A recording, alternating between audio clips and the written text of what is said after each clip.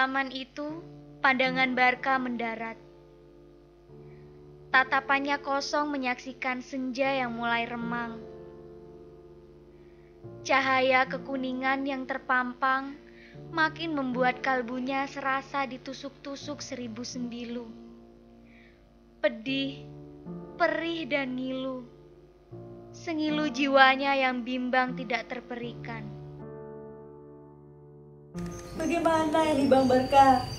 Hanya abang satu-satunya harapan kami. Abang tak kasihan melihat amak seperti itu?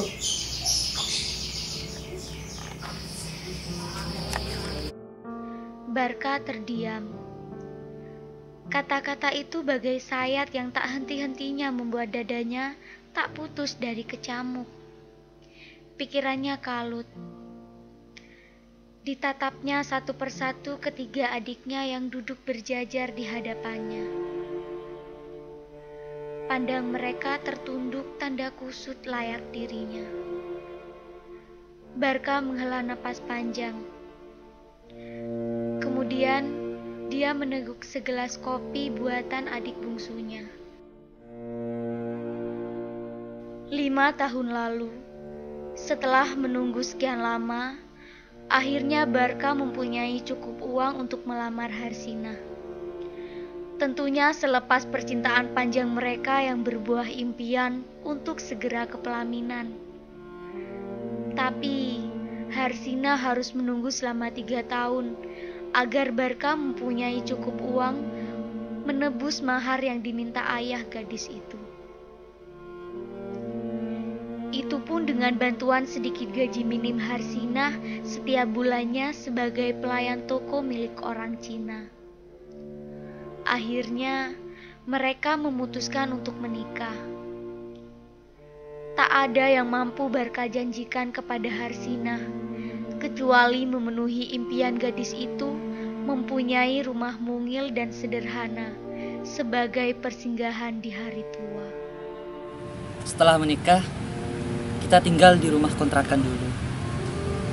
Selama itu, abang akan menyisihkan uang untuk membuat rumah di sebelah rumah Amat. Ada lahan kosong di sana. Karena tinggal di rumah bapak atau mertua adalah sebuah beban yang berat. Belum lagi jika ada perselisihan, itu makin rumit.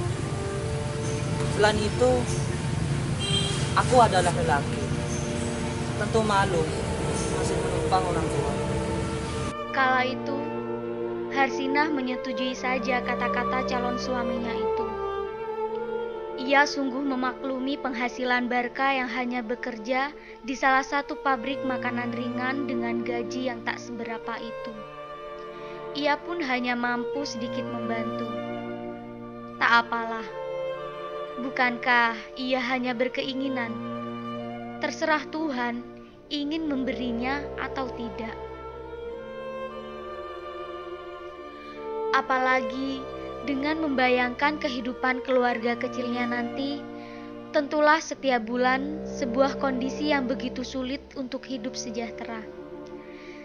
Tapi Harsinah tak peduli sebagaimana halnya Barka yang juga tak peduli dengan penghasilan kurang yang membayang-bayangi hidupnya ke depan. Mereka hanya ingin menyempurnakan getar-getar cinta yang selama ini mereka pelihara. Sesungguhnya Barka pun ragu untuk mengontrak rumah. Tentulah hal itu adalah beban berat baginya yang hanya seorang buruh kecil. Belum lagi tagihan listrik, beli beras, beli minyak, iuran keamanan, iuran ini, iuran itu, banyak lagi. Tapi lebih berat lagi jika harus tinggal di rumah amaknya atau di rumah keluarga Harsinah. Harga dirinya akan terasa ciut disebut-sebut lelaki yang tak bertanggung jawab karena tidak mampu menyediakan tempat tinggal bagi sang istri.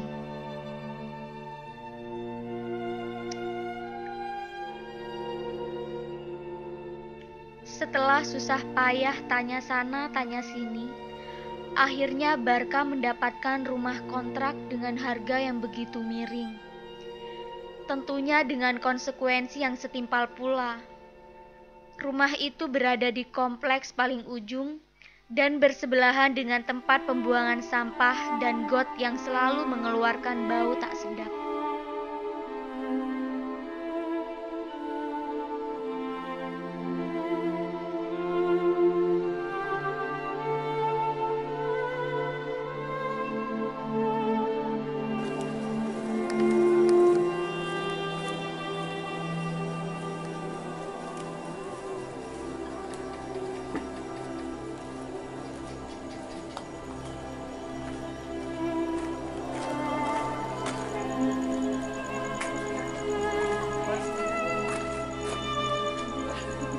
Permisi, Pak. Ya, Mas. Apa ya? Begini, Pak. Saya mau cari kontrakan. Apakah benar di sini ada rumah yang dikontrak? Kalau kontrakan ada, tapi tempatnya dekat sama sampah. Kira-kira berapa ya, Pak? Kalau itu ya Mas lihat dulu aja ya anunya, kontrakannya seperti apa. Nanti kalau cocok tinggal negosiasi aja. Iya, iya, Mas. Ya, mari, Pak.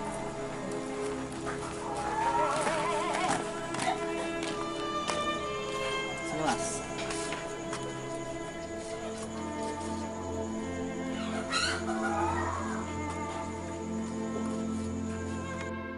Dahi Harsina sempat berkerut ketika Barka menawarkan rumah yang akan mereka tinggali itu.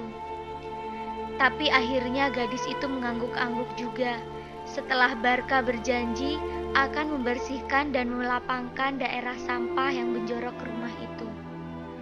Barka juga berjanji untuk berusaha menjauhkan bau tak sedap itu dengan caranya sendiri.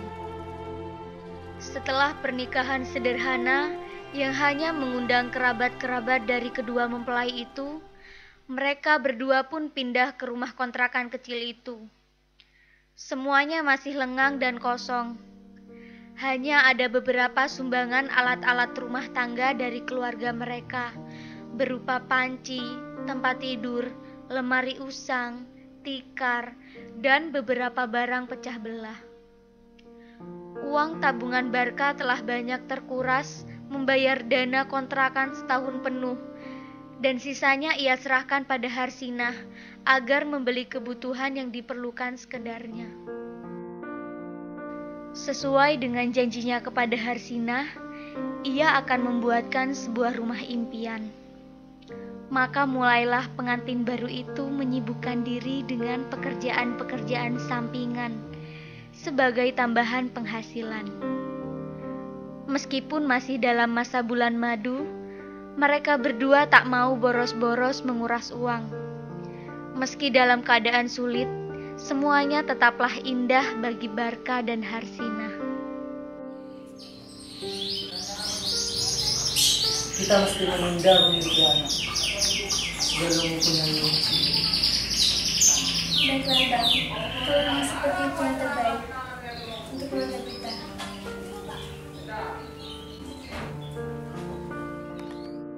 Ada saja yang Barka ucapkan pada istrinya setiap sebelum tidur.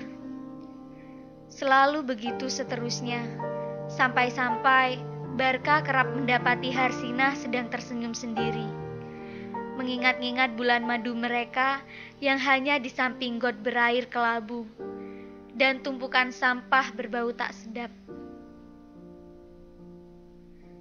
Kala libur akhir pekan, biasanya Barka akan mengajak Harsinah berjalan-jalan ke tempat-tempat yang dirasa indah. Meskipun tempat itu telah kerap mereka datangi sebelum menikah, semuanya terasa begitu berbeda.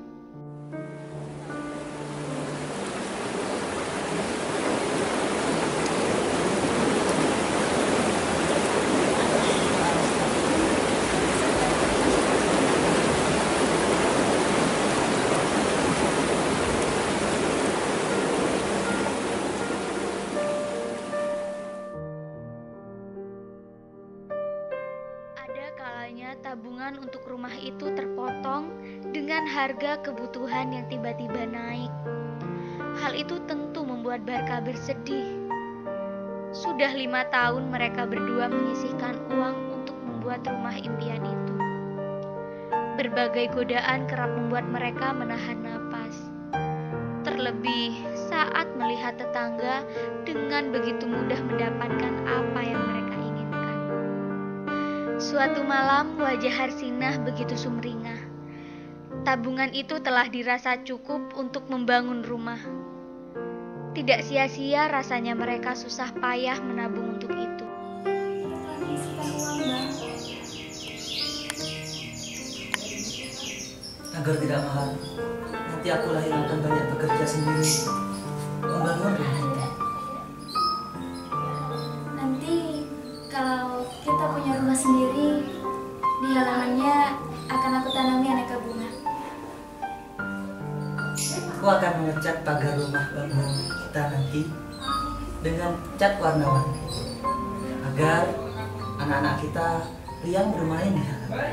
Ya, tidak lama lagi kita akan meninggalkan kontrakan yang besar ini, Bang.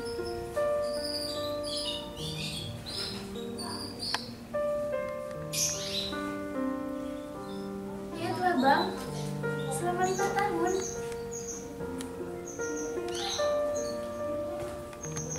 Malam itu mereka berdua tidur dengan nyenyak, bermimpi memiliki rumah mungil nan indah sebagai tempat berteduh di masa tua.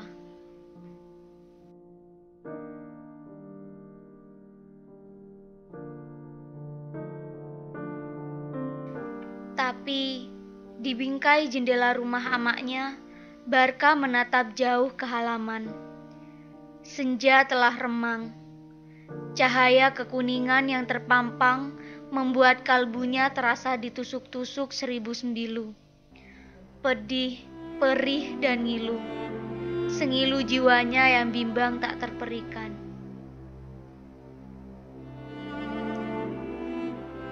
Tadi siang, Harsinah menyampaikan bahwa Barka ditunggu keluarganya nanti sore di rumah Ama. Semula, Barka menduga akan diadakan acara temu keluarga. Tapi ganjilnya, kenapa Harsinah tidak diperbolehkan turut pula?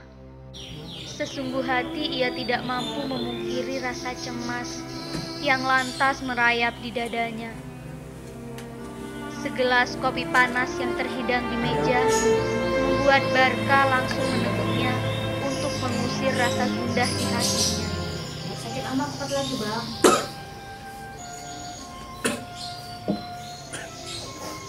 Kami takut hal ini akan menyakiti perasaan Abang. Barka menghela napas. Matanya menatap satu persatu adik-adiknya yang telah dewasa. Ia telah hafal tabiat sakit amaknya itu. Seingat Barka, beberapa kali ia mengantar dan menunggui amaknya yang terbaring pasi di ranjang rumah sakit. Stroke beserta rematik itu telah mengisap ketangkasan Ama.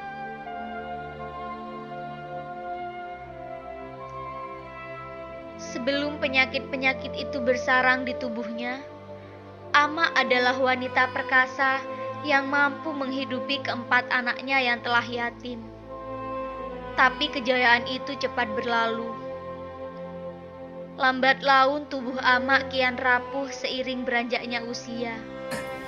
Kenapa baru bilang sekarang? Kami takut hal ini akan menyakiti perasaan Abang.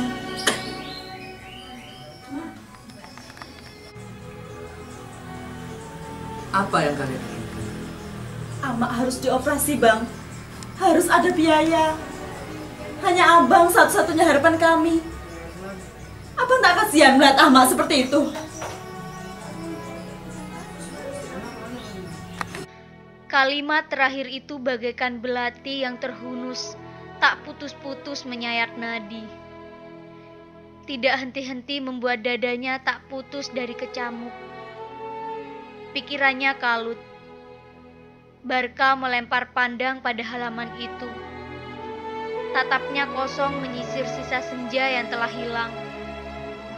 Gelap yang terpampang, sebuah panorama kelam dari malam yang menerjang.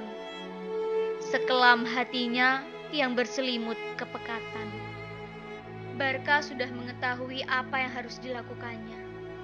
Hanya saja, ia tak mempunyai kata-kata yang patut untuk disampaikan nanti kepada Harsina tentang semua impian mereka yang terasa kandas di